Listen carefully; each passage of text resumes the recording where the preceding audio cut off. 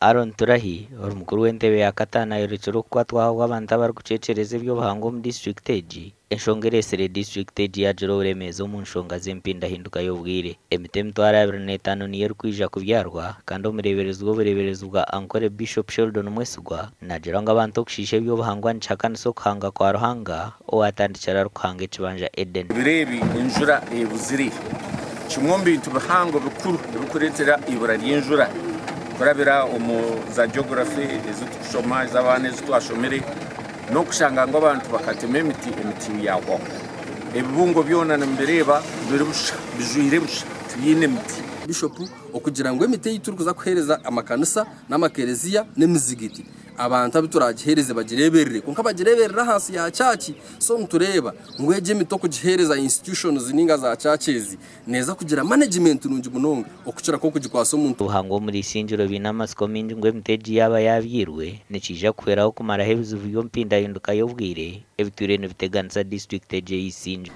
Mbwenu ntwenda kugira ngo imwe nk'abantu mu rugo mu byo kutekereza ngo nyanje furukire ngo kintu ekyo kirimo spiritual ninga n'iki tichecho activities z'abantu ningashe ibintu bari gukora hihi n'enyanja nango no mucanga cy'enyanja irimo nikiretire nyanja ningashe amizi water bodies zone zaba affected ni mugata haburi izoba gaho tine pilot yituriyo tugeza aho kora kureba mu institution zeze mpango nitubasa kugira mu biogas units kugira ngo babase kutunga amanu ga biogas go kutekesa. Ehuriro okubyara emiti egi etongozibwa habasa abadikoni obwa kabingo Church of Uganda. Omwenti byari amataka g'ekanisa agitwine mingi kandi ndijo tibyari omu maka g'abakristayo n'abantu ba Mukama bona barabe baturi hihi kandi tuhanangereza baraheba obujunanizibwa obwo babukirize. Omuganda makuru nk'agabikiriza omu busabadikoni bwa Bugamba bashabwe okushemeza amaka gabo kiwerekanisa okwemerera amusingi ogugumire. Ebyagamba omureeberezi wa Ankole Biishopu Sheldon mwesigwa aha mukoro gw'okushitamisa Venerable Reverend Thompson abaha ntebe ey'obwa Archdeacon wa kataano aha bwa Bugamba Archdeacon aromu Rwampara. Ine weitu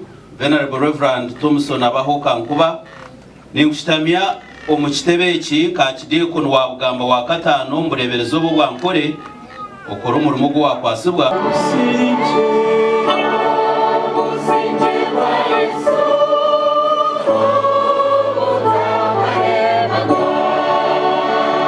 Omukoro gwatandika n'okubyara ibara hanju eya Archdeacon. Twerekerire okunzamu ntuburira enjiri y'okujunwa, enjiri y'okweteisa, enjiri y'okukunda, enjiri y'okusasirana n'okugarukana n'abantu twena n'okukwatanisa n'amadini gona agari omu kicweka kyaitu. Venerable Reverend Thompson abaho yaraganisa okukoragana n'abikiriza okutungura Archdeacon regi. Baranga tukwase twezirike okutungura ebibiina eby'omu kanisa yaitu nk'ekya Mothers Union, Fathers Union, aba Christian women ambwenu omubulisa obu tuhereze kutaasya abakazi ba Christian women for the first time batasya abakazi 136.